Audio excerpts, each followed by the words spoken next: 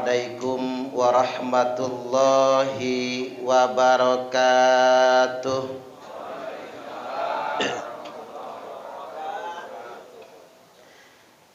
Bismillahirrahmanirrahim. Alhamdulillahilladzi ja'ala likulli ummatin ajal. Fa idza jaa ajaluhum la yastakhiruna sa'atan wa la yastaqdimun. Asyhadu an la ilaha illallahul malikul haqqul mubin wa asyhadu anna muhammadar rasulullah Shadiqul wa'dil amin. Allahumma salli wa sallim ala sayyidina Muhammadin wa ala alihi wa ashabihi wa man tabi'ahum bi ihsanin ila yaumiddin. Amma ba'du. Yang kami hormati dan yang kami muliakan, orang tua kita Abah Haji Rafiq, doa beliau yang menggetarkan, penuh kesungguhan sampai serak suara beliau, semoga menjadi tanda diijabah oleh Allah Ta'ala. Amin. Selanjutnya yang saya hormati Bapak Ustadz Wasi'an, Ustadz Suradi, namanya masih katrok semua. Selanjutnya yang saya hormati para kiai, para asatidz yang banyak sekali hadir di sini, yang tidak dapat saya sebutkan satu persatunya. Sesepuh kita, orang-orang tua kita, baik dari lingkungan Masjid Baitul Hamdi, lingkungan Masjid Baitul Musyarafah, maupun juga dari lingkungan Musola Al-Qanaah. Selanjutnya yang saya hormati, ada sahabat saya di situ, Ustadz Suratman, pendekar PSHT. Ini luar biasa ya Pak, badannya gagah. Selanjutnya yang saya hormati Pak Yadi beserta keluarga besar, khususnya Ibu Hajah Tugianti. Nek Tugianti lahir di Satu Legi, makanya Tugianti. Yantinya tinggal hiasannya saja. Ibu Hajah Tugianti beserta anak-anak dan keluarga besar, kami yang datang ke sini menyatakan turut berduka cita dan ikut berbelasungkawa atas wafatnya Bapak Insinyur Haji Edi Sunyoto bin Harjo Sujono. Kita doakan almarhum semoga Allah ampuni segala dosa-dosanya, Allah hapuskan segala kesalahannya, Allah lipat gandakan pahala amal kebaikannya, saat ini diluaskan di kuburnya, dan di akhiratnya nanti dimasukkan ke dalam surganya Allah kekal abadi selama-lamanya. Allahumma amin. Selanjutnya yang saya hormati bapak-bapak dan ibu-ibu jamaah ta'ziah. Bapak Ibu, apa kabar? Sehat? Alhamdulillahirabbil alamin. Ini minta izin saya menyampaikan tausiah walaupun di tengah masa new normal pandemi Covid-19. Walaupun ceramahnya nggak panjang-panjang, ya 30 menit lebihin dikit lah. Kalau kurang kedikitan ya Pak, jauh-jauh dari Sukarame. Walaupun saya ingin sampaikan pemerintah menganjurkan protokol kesehatan. Misalnya cuci tangan, pakai hand sanitizer, physical distancing, jaga jarak. Walaupun tak sepenuhnya bisa kita ikuti. Pakai masker dan sebagainya. Himbauan itu menurut perspektif medis bagus. Walaupun yang perlu saya ingatkan, yang paling penting itu menjaga daya tahan tubuh. Karena dokter itu Pak sudah pakai APD yang lengkap, udah kayak astronot, masih kena corona, iya kan Pak ya? Walaupun udah bungkus pakai helm kayak mau terbang ke ruang angkasa, kena juga sama corona. Makanya kalau kata dokter, penyebab utamanya imunitas, daya tahan tubuh. Makanya saya sebagai mubaligh tetap menganjurkan apa yang dianjurkan pemerintah itu bagus, tapi kalau kata pakar medis yang paling penting daya tahan tubuh. Itu yang paling penting. Jaga imunitas tubuh kita. Karena bapak-bapak juga pakai masker bagus, tapi jangan dipanteng terus. Nanti bawa jigong. Nanti keracunan jigong dewe lagi ya. Karena begini Pak, kita ini butuh sirkulasi oksigen. Saya mau saja ceramah pakai masker, cuman ngap kalau ceramah sambil pakai masker itu. Kita butuh sirkulasi oksigen, maka banyak pesepeda meninggal gara-gara bersepeda. Sebab utamanya mengapa mungkin pakai masker, supaya oksigen ke otaknya kurang. Makanya kita harus pintar-pintar, kadang naik, kadang turun, silakan. Nah, imunitas daya tahan tubuh kita itu ditentukan oleh pikiran dan hati kita. Makanya kalau kata dokter di Jawa Timur yang sering ceramah juga, penyebab penyakit bukan makanan. Mulai sekarang jangan banyak pantangan. Tapi penyebab penyakit adalah pikiran. Dan pikiran yang paling membebani adalah cicilan. Betul nggak kira-kira?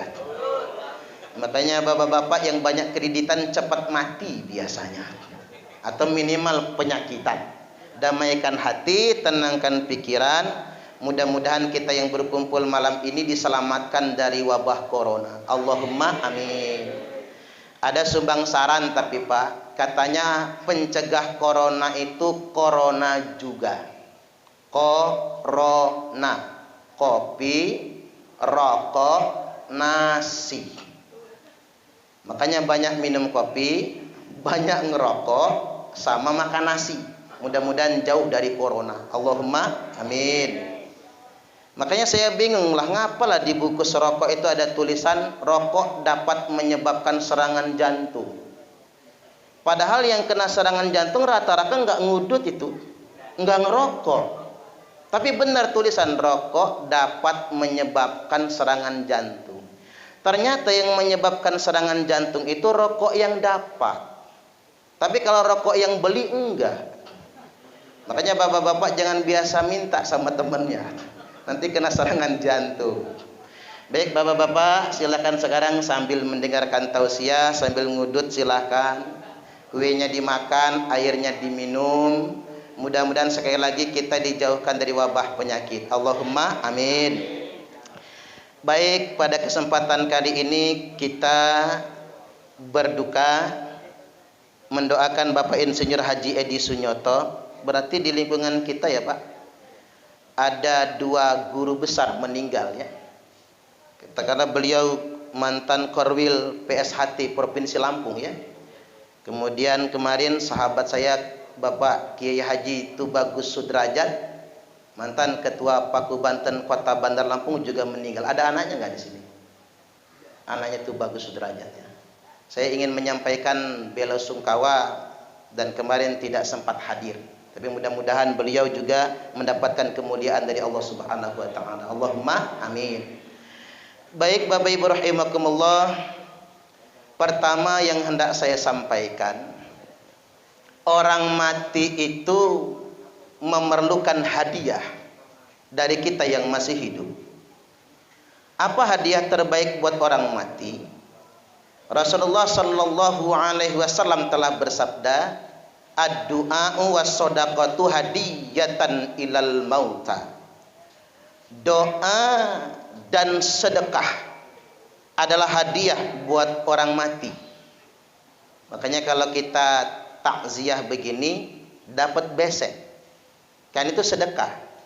Biasanya kue di piring kalau belum habis masukin besek. Silakan Pak, dihabisin nggak apa-apa, bolunya, nggak usah sungkan. Karena diniatkan sedekah. Jadi suruh bawa pulang semua, habis-habisin buat sedekah. Karena hadiah terbaik yang diterima orang mati itu adalah doa dan sedekah. Kita masuk ke dalil dulu, karena belakangan ini Pak banyak orang ngomong di media sosial, Facebook misalnya, makan minum tempat orang mati haram. Berani amat ngomongnya ya. Untung nggak ngomong depan kita ya Pak ya, ngomongnya di Facebook, di YouTube, di WhatsApp. Ya banyak juga anak-anak kita terpengaruh. Cobalah kita lihat yang mondok, anak-anak Indonesia itu paling banter 30%. Selebihnya kan nggak mondok. Sekolah SD, SMP, SMA, Unila. Dapat ilmu kayak gitu udah kayak paseh bener dia. Berhenti tahlilan, berhenti besekan. Kita mau ngedalil dulu. Khawatir nanti generasi kita nggak mau lagi meyasinkan orang tuanya, nggak mau lagi tahlilan. Jadi diriwayatkan dari Aisyah Ummul Mukminin radhiyallahu anha, beliau berkata, anna rajulan atan nabiyya sallallahu alaihi wasallam, sesungguhnya ada seorang laki-laki mendatangi Nabi. Lalu dia bertanya, ya Rasulullah, inna ummi qad uftulitat nafsaha, sesungguhnya ibuku mati. Terkait ibunya, walam tus, kemarin waktu mati enggak wasiat apa-apa, enggak ada pesannya nyuruh sedekah, nyuruh ini itu dan sebagainya, enggak ada. Wa adhunnuha law takalamat tasaddaqat, tapi aku punya pikiran ya Rasul, seandainya ibuku masih bisa ngomong, mungkin dia ingin sedekah. Jawab Nabi, na'am, ya, tasaddaq anha, sedekahlah atas nama ibumu, walaupun nggak ada pesan, walaupun tidak ada wasiat. Sahih Al-Bukhari nomor hadis 1338, Sahih Muslim nomor hadis 1004, Sahih Muttafaqun alaih, Sahih kelas 1. Yang bertanya siapa Pak? Yang anna rajulan ini, yang bertanya ini namanya Sa'ad bin Ubadah. Lalu dia tanya lanjutan sama Nabi, ayu sadaqati afdol ya Rasul, apa sedekah yang utama? Jawab Nabi, saqyul ma, bagikan air minum. Makanya enggak ketang air minum keluarkan. Ini Ibu Hajat Tugianti sudah mengeluarkan grand minum. Kalau enggak kebeli grand Bapak Ibu, air sumur nimba, rebus, hidangkan. Ustaz, gasnya lagi habis, ya sudah air sumurnya enggak usah direbus, langsung tuangkan ke gelas, bagikan. Tapi jangan ngomong-ngomong. Kalau ngomong-ngomong banyak yang enggak mau minum, takut anyang-anyangan. Tapi yang namanya sedekah enggak akan jadi penyakit. Ya bahasa Sa'ad bin Ubadah, ya sanggup Rasul kalau cuman air minum mah. Lebih dari air minum apa? Fa'ita'amu ta'am, hidangkan makanan. Cuman kalau ngidang itu yang makan cuman kita Pak. Makanya daripada ngidang, bungkus aja. Maka bahasa Arabnya besek. Bahasa Arabnya. Karena anak-anak tuh pinter. Kalau yang takziah tempat orang Lampung, anak-anak bapaknya pulang udah tidur. Coba kalau takziah tempat orang Jawa apa Jaseng, anak-anak nunggu di rumah. Begitu bapaknya masuk, Pak, beseknya mana? Nungguin besek. Itulah berkahnya. Makanya orang Lampung sekarang Pak ikut ngebesek juga. Orang Ogan Semende, orang kampung saya dulu Bang ngidang, sekarang ngebesek. Kan jelas dalam kitab Sahih Muslim, istrinya Ja'far suaminya meninggal nyembelih kambing. Nabi dan para sahabat dipanggil ke rumahnya, Kalau haram, Nabi sudah haramkan itu. Kalau dilarang. Nah, saya ingin luruskan duduk soalnya. Yang diharamkan itu begini. Orang nggak mampu maksa. Gara-gara besekan ngutang ke rentenir. Gara-gara besekan rumah kegade. Kalau kata orang tua zaman dahulu, besar pasak daripada tiang. Kalau kata orang Jaseng apa? Biar tekor asal kesohor. Kalau kata orang Palembang, kue putu buatan Cik Gaya, awak buntu banyak gaya. Nah itu yang jangan. Tapi kan ada antisipasinya. Ada. Apa antisipasinya? Itulah gunanya ada rukun kematian. Itu gunanya. Makanya bapak-bapak kalau ditarik sumbangan rukun kematian nyetor ge. Ini nyetornya susah, yang keliling udah pegel kakinya. Ketiban nyetor malah marah. Saya ini nyetor terus tapi nggak pernah dapat giliran. Allahu Akbar. Minta sama malaikat Israel, minta sama Allah. Itulah gunanya. Nggak cukup cuman di rukun kematian, ada sumbangan. Kalau cara di kampung saya Pak, nyumbang itu ya pakai baskom isi beras, mie kuning, gula, ayam potong menggalepel di kampung saya. Ayam kampung, bapak saya meninggal penuh kandang ayam. Makanya pas 100 hari bapak saya, itu beras 2 kintal itu masih utuh, saking banyaknya beras itu. Orang pada nyumbang. Nah, tahu di kita ini, di kota ini nggak biasa lagi pakai gituan, pakai amplop isi duit. Cuman jangan 5.000 kedikitan. Kita mah sekilit Pak, diundang orang hajatan. Orang hajatan kan lagi senang-senang. Diundang orang hajatan nyumbang 200.000, 300.000, paling kecil gocap. Ketiban orang meninggal nyumbang 5.000. Begitu malam ke-7 ngarep bawa besek. Karena yang datang banyak, beseknya kurang, ngedumel. Awas malam ke-40 nggak datang lagi saya. Kata malaikat malu-maluin, nyumbang cuma 5.000 ngarep bawa besek. Itu salah, ndak proporsional. Selain ada sumbangan tetangga, orang-orang dermawan, tambah lagi ketiga, sumbangan pemerintah kota. 1 juta untuk 1 musibah kematian. Mengapa ada alokasi dana 1 juta itu? Tujuannya, kalau yang meninggal orang nggak mampu, tidak maksa, sekedarnya jadilah. Kalau memang nggak mampu, sudahlah beli grand, tambahkan gorengan. Ustaz, yang datang sepi, berarti nggak ikhlas yang lainnya. Ya sudah, doa yang ikhlas-ikhlas saja yang diijabah. Apalagi sekali lagi kita ini enak kalau tinggal lingkungan orang Jawa, lingkungan orang Jaseng Pak, guyup rukun, saling membantu, nggak akan ada orang yang kelaparan. Betul nggak kira-kira? Karena kita sudah biasa yang namanya guyup bersama, makan nggak makan yang penting kumpul, senang bersama, berduka pun bersama. Nah kemudian yang berikutnya, kalau yang meninggal itu orang mampu, silahkan dia mengeluarkan lebih. Khalifah Umar bin Khattab wasiat. Nanti kalau aku mati, ini udah ngomong orang yang sudah mau mati. Nanti kalau aku mati, kata Umar, sedekahlah makanan selama 3 hari. Itu dihidangkan, bukan besek. Sedekah makanan selama 3 hari. Makanya waktu makanan dihidangkan, sahabat sungkan makan. Mengapa? Karena sedih khalifah meninggal dunia, wafat. Maka diingatkan oleh Abbas bahwasanya dulu Rasul wafat, kita makan minum. Khalifah Umar wafat, kita makan minum. Khalifah Abu Bakar wafat, kita makan minum. Sekarang makan minum, maka sahabat mulai makan minum. Karena mengapa? Umar melakukannya karena keluarganya mampu. Makanya ada wasiat, ada pesannya. Saya pernah ceramah di Pahoman, mantan bupati yang meninggal. Berarti kaya kan? Semua yang takziah itu Pak dikasih Yasin Majmu' Syarif terjemah yang tebal itu. Oh, bungkusnya aja mahal. Dikasih besek double. Biasanya yang mimpin tahlil aja yang double tuh. Kemudian dikasih sarung, bapak-bapaknya hadiah, sajadah, ibu-ibu dikasih telekung sama kerudung.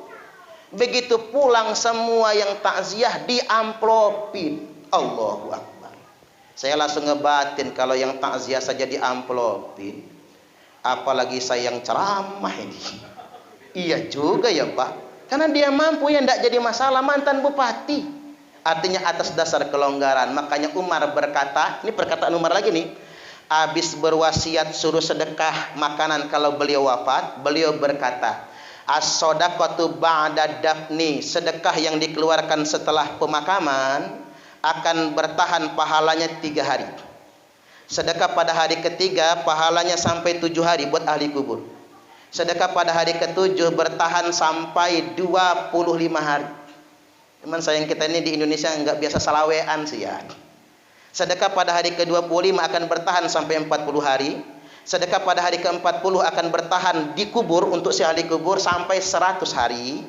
Sedekah pada hari ke-100 akan bertahan sampai setahun.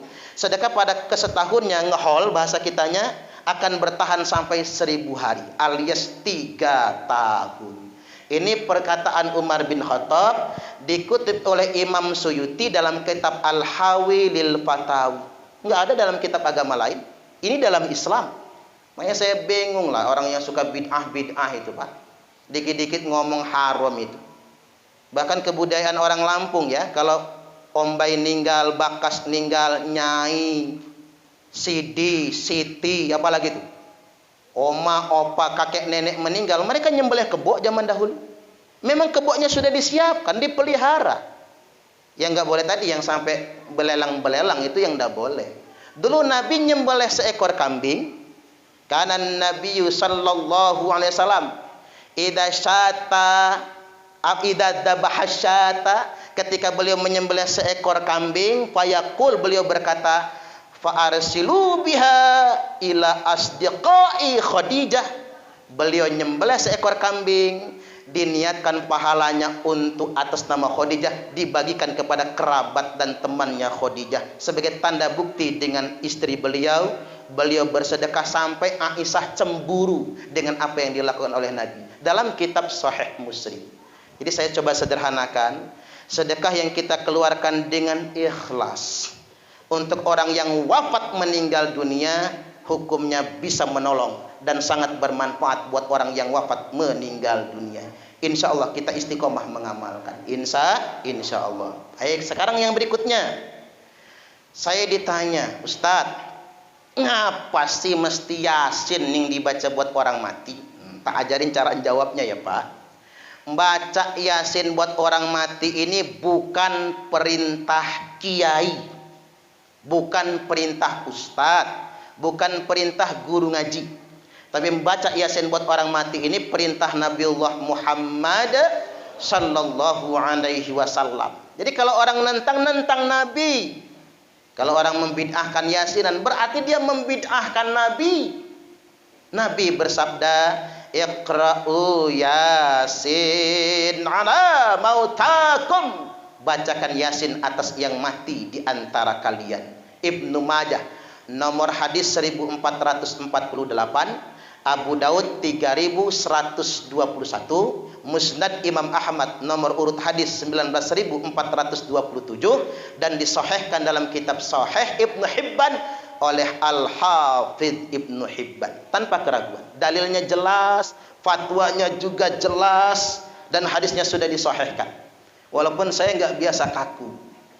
Bagi kita yang demen baca Yasin buat orang mati, mantap saja. Ini dalil dan ini fatwanya. Tapi bagi yang nggak mau baca Yasin buat orang mati, ya nggak apa-apa. Memang nggak wajib ini. Kita jangan saling menyalahkan. Ada tetangga nggak mau Yasinan Pak, nggak usah dikucilkan, dia saudara muslim kita juga kok. Ya udah, dia nggak yakin, mengapa dia mengamalkan kalau dia nggak yakin? Kita biasakan menjadi muslim yang moderat. Tapi mbok yau yang nggak suka Yasinan jangan membid'ahkan kami yang suka Yasinan. Oke, jalan masing-masing saja. Saya ambil logika saja, kayak kita hidup bertetangga. Kalau kita hidup bertetangga, kita ngurus rumah tangga kita sendiri, itu hak kita. Ngotot juga boleh, ngebela rumah tangga. Tapi jangan ngopeni rumah tangga orang, bahaya. Makanya ada pepatah orang pasaran, laki-laki yang rajin mencium istrinya relatif lebih panjang umur dibandingkan dengan laki-laki yang mencium istri tetangganya. Ya, kira-kira setuju nggak kira-kira? Oh, kena bacok dengan macam-macam. Nah, ini kan logika hidup sebetulnya. Dan itu masuk akal. Hidup ini enak betul. Orang punya amal ya terserah dia. Makanya saya nggak open Pak. Yang mau pakai cadar, yang cadar silahkan. Di mazhab Syafi'i juga diwajibkan. Yang nggak mau pakai cadar ya nggak apa-apa, memang nggak wajib menurut jumhur ulama. Yang bahaya itu bukan yang cadaran, yang pakai lekton. Ya enggak kira-kira. Sing kelek ketokan, mana bulu keleknya enggak pernah dicukur lagi ya. Itu yang bahaya sebetulnya. Khilafiyah itu wajar betul dalam Islam. Yang penting jangan saling menyalahkan. Dan tentunya saya ingin sampaikan 4 mazhab, Imam Hanafi, Imam Malik, Imam Syafi'i, Imam Hambali. 4 mazhab tidak ada yang membid'ahkan baca Quran buat orang mati. Imam Hanafi, Imam Syafi'i dan Imam Hambali berfatwa membaca Quran buat orang mati yantafi'u bih, bermanfaat. Jadi kalau kita ini bid'ah Pak, 3 imam udah bid'ah tuh. Yang kedua, pendapat kedua Imam Malik, la tasilu ilaih. Membaca Quran itu enggak nyampe buat orang mati. Lakinnahu hasan, tapi bagus. Mutawassilan ilallah bitilkat tilawah.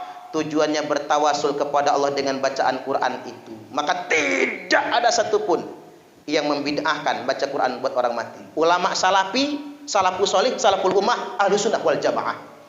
Makanya ada orang ngaku salafi, tapi yasinan bid'ah. Lo salafi mana sih? Bingung saya.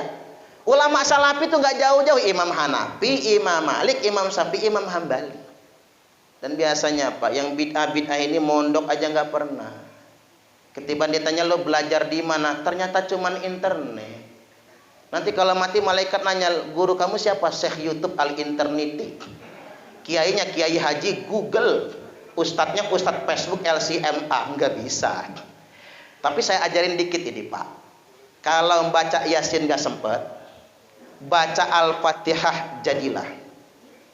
Karena Al-Fatihah itu begini, Al-Fatihah itu 5 quri'at lahu. Al-Fatihah itu tergantung niat yang membaca. Makanya Fatihah menjadi induknya sholat. Orang sholat nggak baca Fatihah, ngulang, nggak pakai sujud sahwi nggak bisa.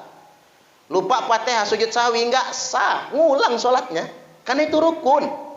Fatihah dibaca buat orang mati, bagus. Buat mendoakan orang sakit, bagus. Al-Fatihah dibacakan buat mendoakan yang sedang safar haji umroh, bagus. Al-Fatihah dibacakan buat mendoakan anak kita yang lagi mondok biar betah, lagi kuliah biar nggak nakal, bagus. Al-Fatihah dibacakan buat suami hidung belang mata keranjang, bagus. Makanya ibu-ibu tak ajarin Bu, kalau punya laki hidung belang, kata saya rajin-rajin bacakan Fatihah, hilang belang di hidungnya, nggak akan keranjangan lagi matanya. Termasuk Al-Fatihah dibacakan buat bini yang mulutnya cerewet kelewat, bagus. Makanya bapak-bapak tak ajarin kalau punya bini cerewet, ngomel aja kerjaannya di dapur, deketin jidatnya itu Al-Fatihah, langsung mingkem mulutnya. Nah kalau Al-Fatihah juga masih kepanjangan, mampus saja sekalian.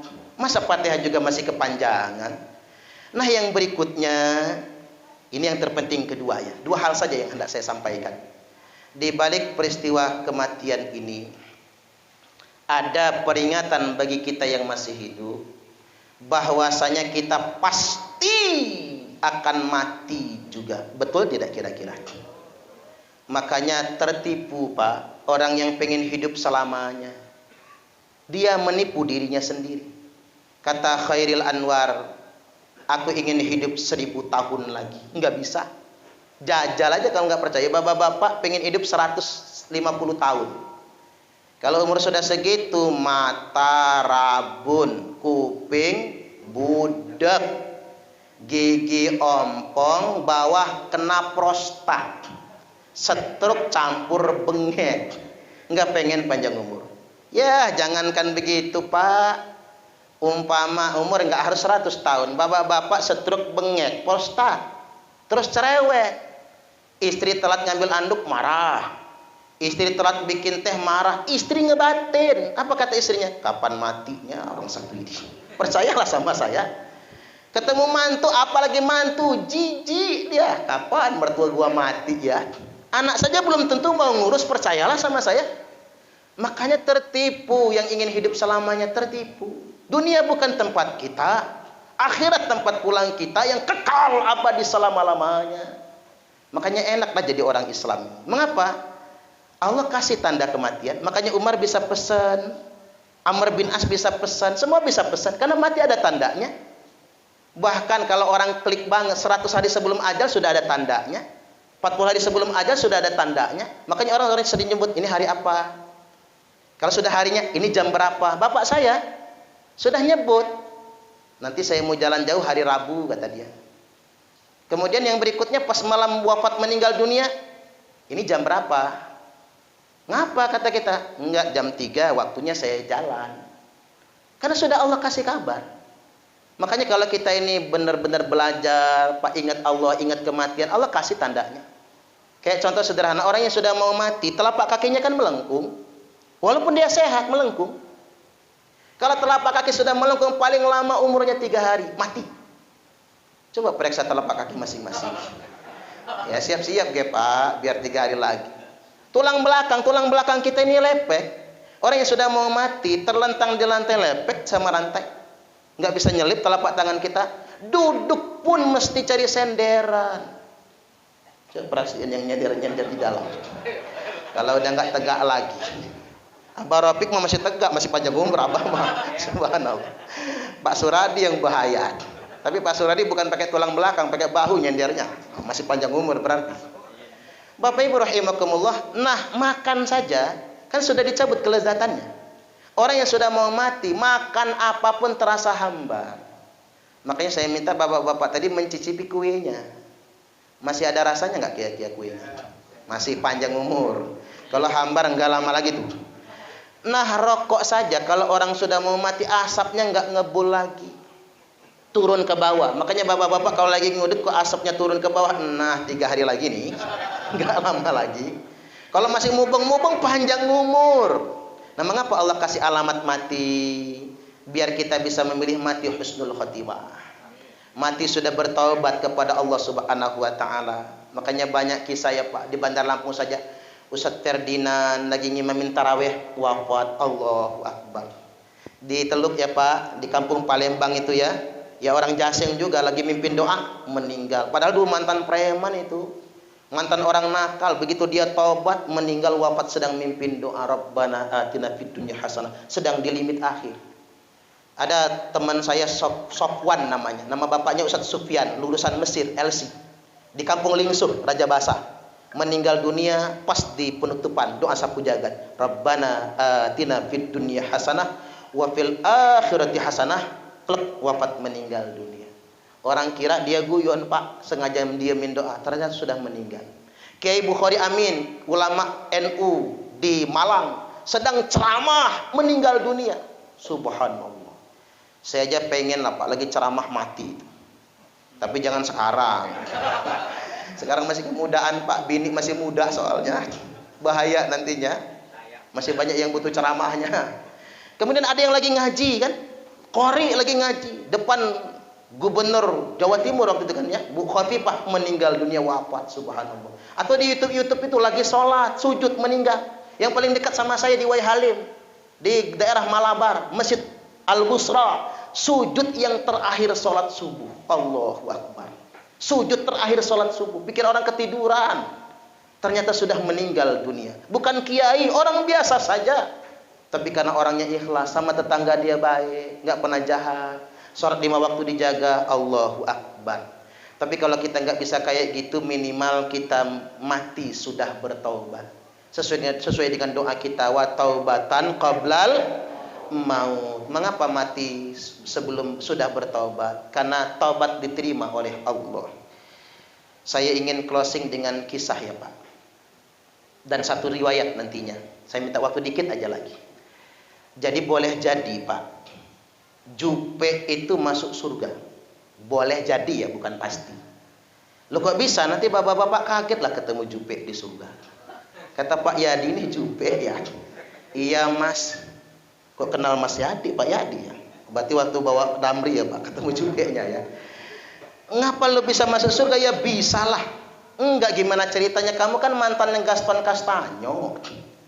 Kata Jupe ceritanya begini, saya kan kena kanker, gundul rambut Pak, pala, karena kena kanker parah. Duit Jupe habis semua kejual, tapi penyakit nggak sembuh. Pulang karena nggak sanggup lagi berobat ke luar negeri. Sampai Indonesia malaikat datang, Jupe, apakah katanya? Kalau lu mati sekarang ini dosamu lagi habis, kok bisa? dikafarat dengan penyakitmu. Karena penyakit itu menghapuskan dosa-dosa. Jangankan kanker kayak Jupe, bapak-bapak, pening pala saja menghapuskan dosa 40 hari. Makanya kalau bisa kita ini sakit pala tiap 40 hari sekali, biar ngapusin dosa-dosa. Mata ini kan masih jelalatan ngeliat orang cantik kan. Kasih pening, jangan ngedumel, antem aja bodrek atau parame, apa yang cocok ge. 40 hari sekali, apalagi kanker kayak Jupe. Makanya begini, kalau bapak-bapak ngelihat ada orang sakit, enggak sembuh sakitnya sampai dia wafat meninggal dunia, tandanya dia mati tanpa dosa sama sekali. Allahumma amin. Jangan seuzon, sakit banyak dosa dia. Jangan. Kita yang ngomong begitu belum tentu selamat. Nah, Jupe kata malaikat, kalau lu mati sekarang nih tinggal tobat. Di akhirat bangkit tanpa dosa. Enak masuk surganya. Tapi kalau kamu panjang umur, kata malaikat, kamu ketemu lagi sama Gaston Castanyo. Nanti kamu maksiat lagi, keganjenan lagi, mati masuk neraka. Apa kata Jupe? Ya udah kat, matiin aja sekarang, cabut nyawanya. Makanya Jupe di akhirat langsung ke surga. Balik nanya dia sama Pak Yadi, Pak Yadi kok baru nongol sekarang? Iya, mampir gua ke neraka. Tapi bukan Pak Yadi yang ini ya, Pak Yadi.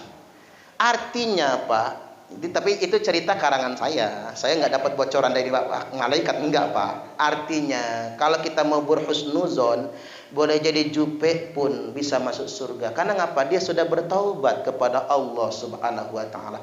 Makanya Nabi berdoa kepada Allah, "Ya Allah, mohon terima taubat umatku."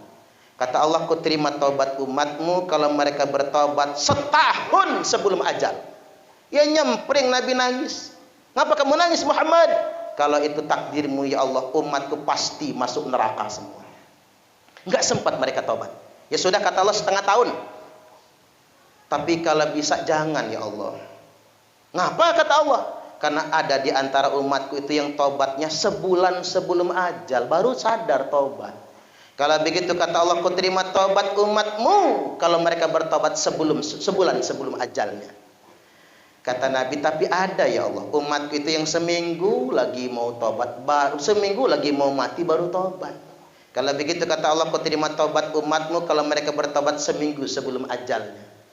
Tapi kalau bisa jangan ya Allah, karena ada di antara umatku yang sehari lagi mau tobat, sehari lagi mau mati, dia tobat. Malam ini tobat, besok mati. Itu orang Durian Payung. Enggak tahu yang sebelah mana ya. Yang di Kluwek apa ya? Ini Kluwek ya Pak ya? Orang Durian Payung. Apa duduk di luar apa di dalam? Kata Allah begini, Muhammad, ku terima tobat umatmu kalau mereka bertobat sehari sebelum ajal. Ya Allah, kata Nabi, bolehkah saya minta sekali lagi? Habis ini saya nggak akan minta lagi. Mohon betul, pepetkan lagi. Baik kata Allah, ini permintaanmu yang terakhir dan kamu nggak boleh minta lagi. Ku terima taubat umatmu selama nyawanya belum sampai di tenggorokan. Oi, nangis Nabi Pak, saking terharunya, saking bangganya. Nabi langsung pamer di hadapan sahabat. Apa kata Nabi? Innallaha yaqbalu taubatal abdi ma lam yagharghir. Sesungguhnya Allah akan tetap menerima taubat hambanya selama nyawanya belum mendesak-desak di tenggorokan. Alangkah baik, maha baik Allah yang selama ini kita sembah. Makanya hidup jangan pernah membenci siapapun. Saya punya rumus dalam hidup Pak, berbeda boleh tapi benci jangan. Marah boleh, benci jangan. Kesal boleh, benci jangan. Ngambek boleh, benci jangan. Karena orang yang kita benci belum tentu masuk neraka, sedangkan kita sendiri pun belum tentu masuk surga. Demikian dari saya, mudah-mudahan ini semua bermanfaat. Wallahul muwaffiq ila aqwamit thariq. Assalamualaikum warahmatullahi wabarakatuh.